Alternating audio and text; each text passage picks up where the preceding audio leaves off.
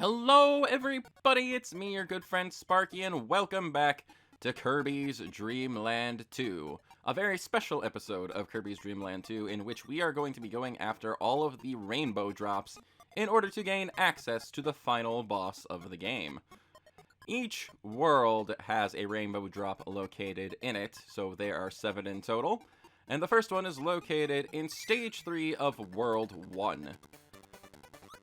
Each rainbow drop more or less requires you to have a very specific combination of Animal Buddy and copy ability.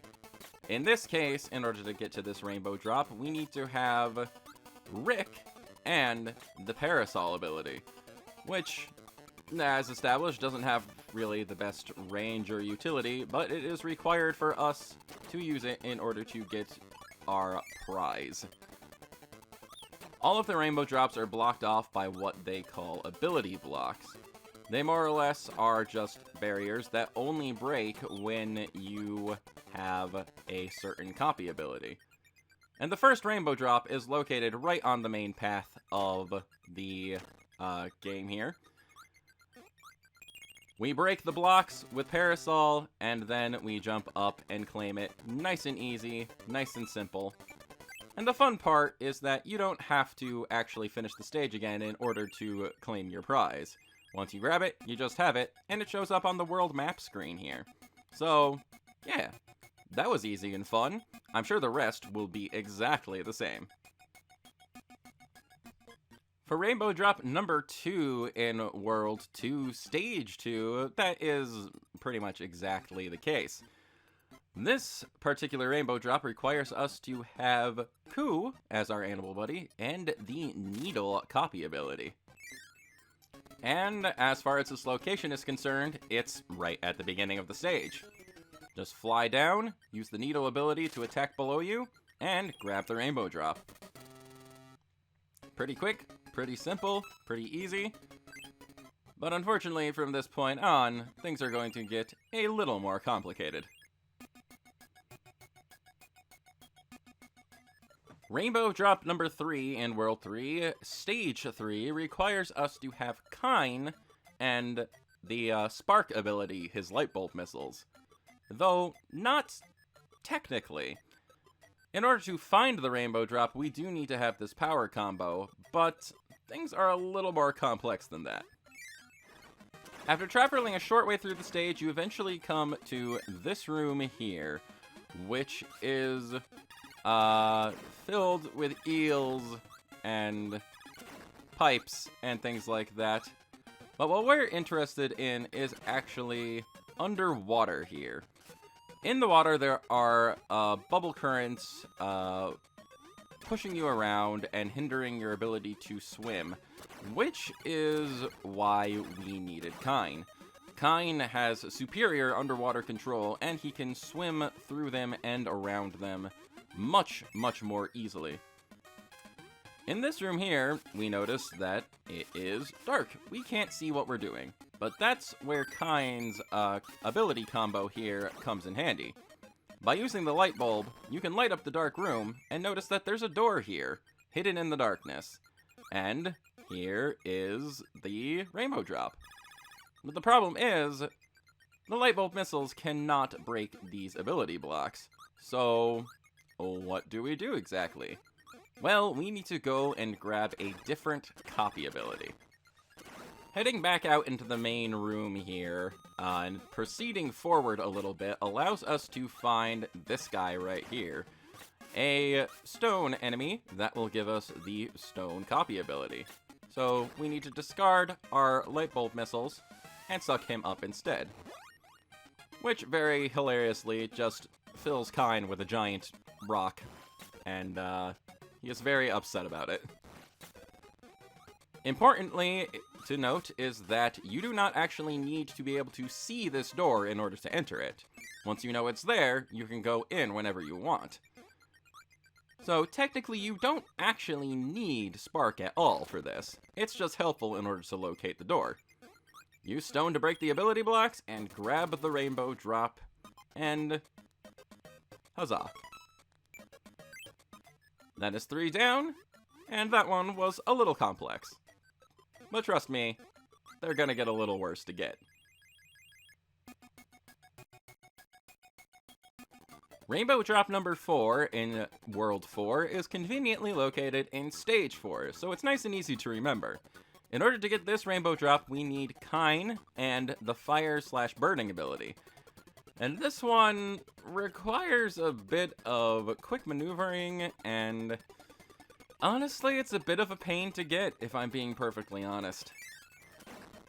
After navigating through the auto-scrolling room, which, yes, getting Kine through an auto-scrolling section is very, very fun, and not aggravating in the slightest considering his lack of maneuverability on land, we come to this room here, which, of course, has some water we need to swim into.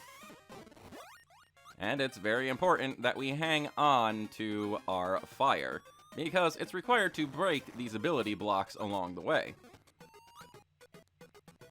After diving down into the water here, avoid the frogs, and you come to this section here, where we need to get rid of some star blocks, which requires some very quick maneuvering, as mentioned, of dropping our copy ability, sucking up the star blocks, and then getting rid of that star block and reacquiring the copy ability in order to not lose it. It's very easy to both lose your copy ability, star, because it disappears very fast after you drop it, and also to accidentally destroy it if you're not careful by accidentally spitting a star block into it. That whole situation is very, very obnoxious. It doesn't seem that hard, but trust me, it's way harder than you think it is, and very easy to mess up. Rainbow drop number 5 in World 5 is located in Stage 5. I'm noticing a bit of a pattern here. In order to get to this rainbow drop, we need to have a combination of Rick and the Spark ability. To get to where the rainbow drop is, we need to navigate through the vertical auto-scrolling section here, which is a little more tricky than you would think, considering Rick can't actually fly. We need to proceed upward past this first door we find into the second one above it at the top of the room, and, well, here's the rainbow drop. We need to break the ability blocks above Kirby and Rick and down towards the bottom of the room here across these small pits. But the problem is, Rick can't actually make that jump. He just kind of hits his head and falls into the pit below. So we need to discard him and grab the rainbow drop as Kirby solo, which is easy enough to do. That was honestly simple enough to get, but unfortunately the next rainbow drop is going to require a bit of a task in order to get it. Rainbow drop number 6 breaks the pattern we've been seeing and is located in World 6, Stage 2. In order to get this, we need to start off with Kine and the Ice ability. Notice how I said start off, because honestly this is probably the most complicated rainbow drop to acquire. In order to exit the first area of the stage, you need to have the Ice ability in order to break these ability blocks, because they're blocking the exit. And that ends up leading us to this room right here, which is filled with pipes that will blow you up into the air. It's important that we have Kine here, though, because even though it doesn't look like it, we need to make use of his swimming ability.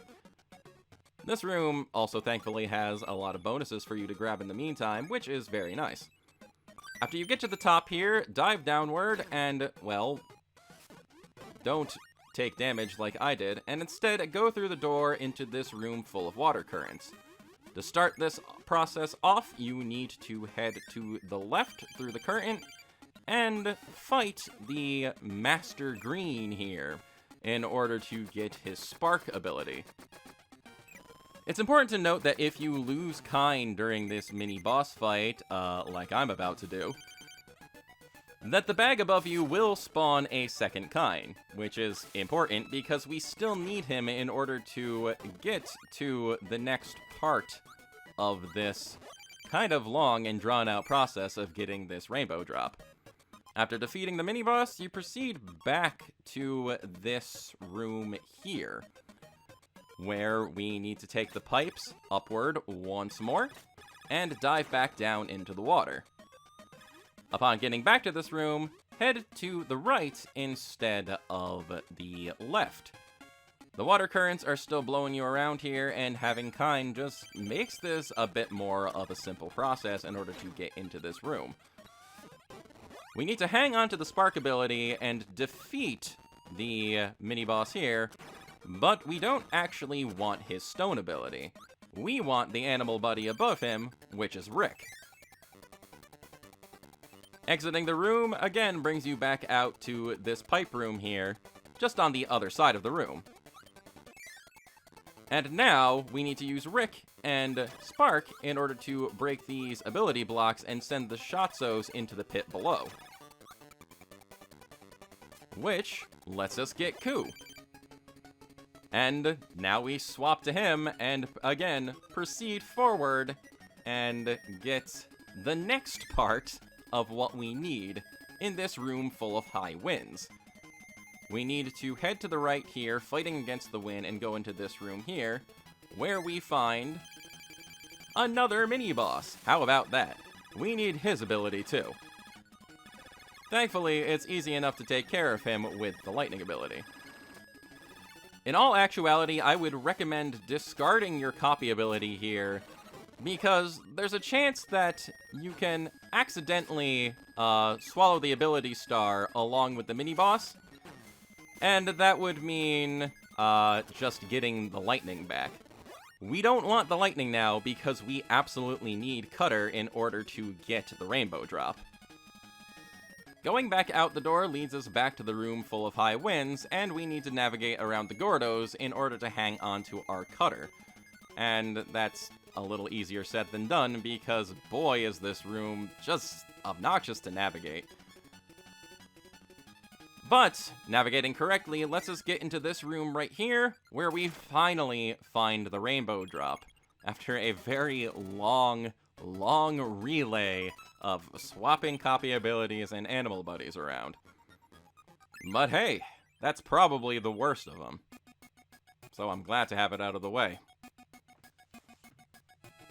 Just as an aside, in case you're wondering why we can't take Ku directly from the start of the stage to the Cutter room and then to the rainbow drop and skip a lot of the nonsense in between, it's because Ku can't actually get out of this very first room that we need to use the ice ability to exit. Ku plus ice lets him do this kind of cool arcing below him ice beam attack, which covers a lot of range. But it can't go upward. We can destroy one of the blocks, but as far as I know, to the best of my knowledge, there's no way to actually destroy the other blocks. We can't get there to them from the side. We can't attack them from above because the ability is blocked by the blocks above it. And we can't even go over to this side here because Ku doesn't fit. He doesn't go between the blocks and the side of the stage here. So, to the best of my knowledge, you can't exit this room with Ku. And that's why you have to go through the long relay process in order to actually get him and then get Cutter. Rainbow Drop number 7 has us starting off with Kine and Spark once again. Kine is actually pretty darn important for getting several of these Rainbow Drops, which, considering his lack of maneuverability and anything but water, is a bit of an interesting thing, and you know the developers were probably having a laugh at making people use him so often. After going a short ways into the stage, we find ourselves in this dark room here, where we need to use Kine and his light bulbs in order to clear out the star blocks. And, well, clearing out the enemies also helps. After doing all that and clearing everything out, we can use the light bulb to light up the room, and notice there are copy ability icons on the back wall here. Fire, Stone, Needle, Ice, and Cutter in that order. Truth be told, I don't know if this is randomized or not between games, or if it's a set pattern every time. But regardless, it's an important clue to have because it lets us know how to get to the last rainbow drop. Going into the next room, we find a bunch of enemies walled off by the stage here. And more or less, we need to grab copy abilities in the proper order listed in that previous room in order to find our way to the rainbow drop. We use the right ability to break the right ability blocks and proceed through the correct door. Starting off with fire in this case. Then, we need to grab stone, which, using stone to break the ability blocks with Kine is a little awkward, but it works. In all actuality, you don't need Kine past this point, but I decided to stick with him anyway. Next, we need Needle, which looks very painful when Kine uses it. More painful than stone, even.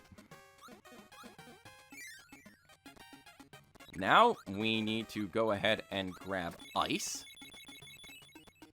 which is easy enough. These rooms are also very nice for grabbing extra stars, and by extension, extra lives as well. And now, finally, we need to grab Cutter,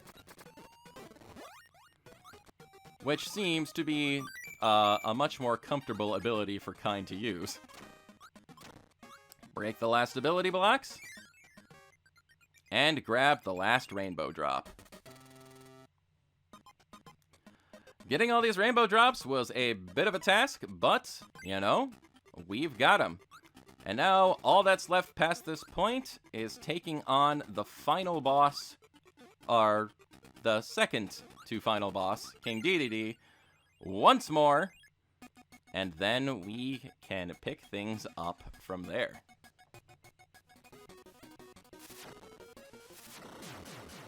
Okay. After collecting all the rainbow drops and defeating Dedede one more time, we get something a little extra.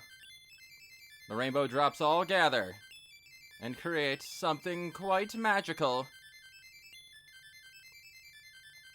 The Rainbow Sword, which fully heals us, and reveals the true final boss, Dark Matter.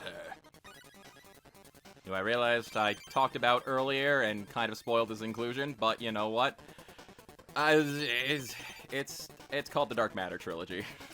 I couldn't get away without mentioning that name at least once. And at the same time, this game is how old? It's ancient. We have an aerial fight here with the Rainbow Sword, taking on Dark Matter, and trying to defeat him with our magical Rainbow Blade of power, without taking too much damage, and it's only going so well. Because much like the rest of this game, it's been a while since I fought this guy, so I don't quite know exactly how to go about that. Ow. Let's try that again. Pretty sure it just picks up right from here, yeah. But yeah, the entire time, even though Dedede seemed to be causing trouble once again, Dark Matter was actually the one in control. And I think if we kind of stick below him, the range on the Rainbow Sword will help us out a good bit. Of course, if we crash right into him... Kirby, come on, move a little bit when I tap the D-pad. Alright, that's a little more like it. Yep, okay, hold on. Yeah. Fortunately, the Rainbow Sword does not give us any more, like, extra hits or defense or anything. We still only have our 6 hits. Which means... yeah, this could take a bit. This could take more than one try.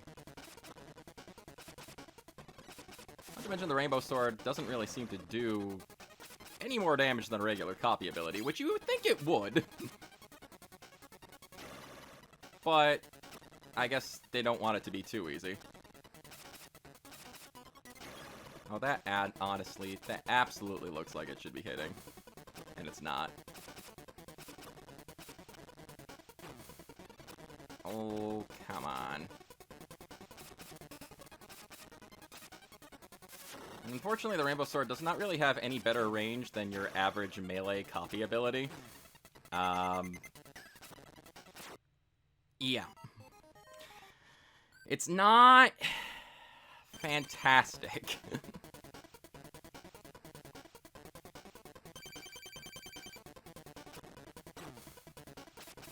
Oh, I already took a hit. That's already bad. Oh, okay, hold on. Maybe keeping our distance is more of a better idea.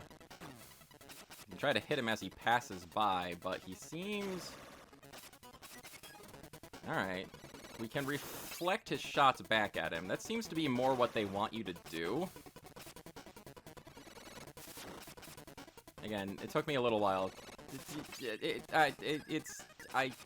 I don't particularly remember everything about this game. Yeah, that definitely seems to do way more damage. Okay. So this is... Oh, jeez. Settle down, bro. Definitely seems to be more of a game of keep your distance and be patient than really go at him. The Rainbow Sword, Rainbow Blade, whatever it's called. Ow. It doesn't seem to have that big of a damage output on it. But reflecting his shots back at him seems to be the more effective strategy. So, yeah, let's do that, I guess. And see what he does. Missed. Great. Alright. Yeah, that took down a whole peg. Where physically the blade, it takes a couple hits to do that much damage. We can still deal some damage as he passes by. Alright, alright. Like that. And I'm not sure if we can do anything about the sword beams. Aside from dodge.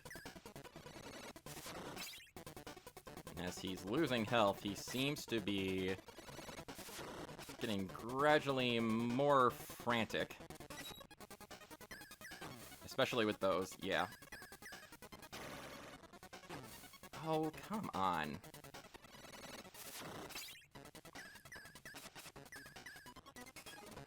The problem with a boss that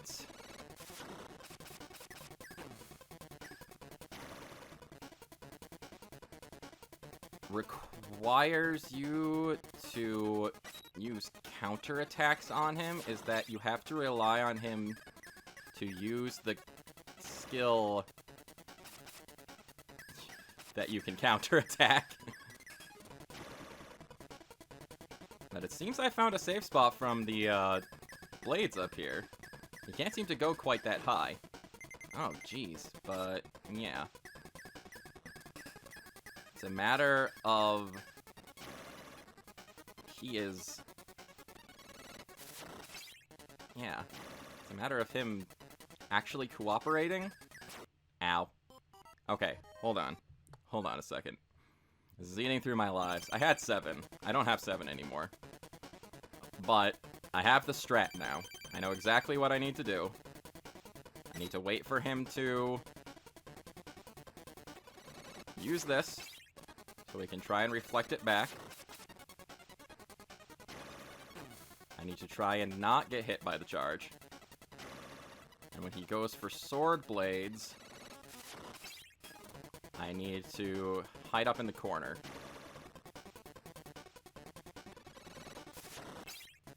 There we go, there we go. That's a little more like it. Ow, okay, yeah. The only problem with hiding up in the corner is that if he charges up there, I gotta be ready to move out of the way. All a matter of paying attention to what he's doing rather than where Kirby is, basically. Just have to have a general understanding of your, like, positioning. Bro, I'm up here. Come on. Work with me a little, buddy.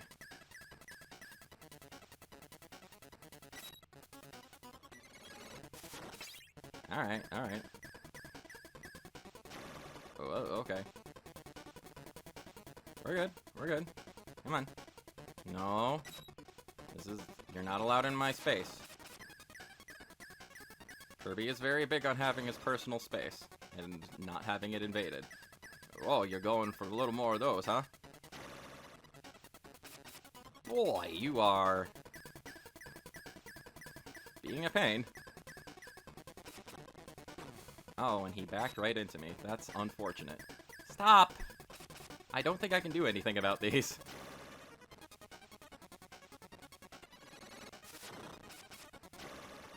Now, uses it for the first time in forever, and I miss. There we go. Just a little more. Stay on your side of the screen. Stay on your side of the court. We're playing tennis. This is a tennis match. It's like when you're playing The Legend of Zelda and you gotta reflect the thingies back at Ganon. Or Ganondorf, depending.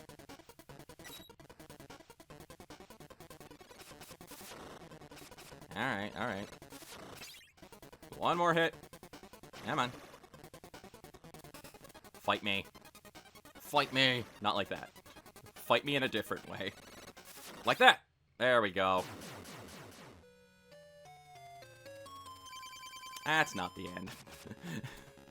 I forgot there was another phase. That's not the end. This always happens. Yeah, it seems like...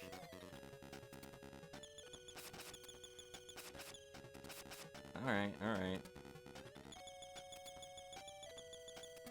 I can reflect those shots.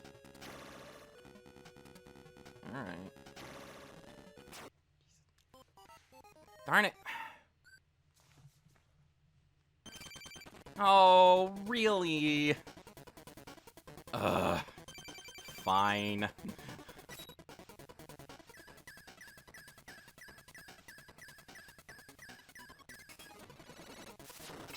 Settle down a little bit. I'm not in the mood for your spastic behavior. Bring on the second form, because I always forget there is a second form. It is just natural. Bouncing these things at his head seems to be the most effective way to do damage. But he is perfectly capable and happy to just kind of hold still sometimes and let you attack him that way. Dashing across the screen. Can hit him that way too. I'm taking a few too many hits for my liking. Ow. And he's got lightning. Ow again.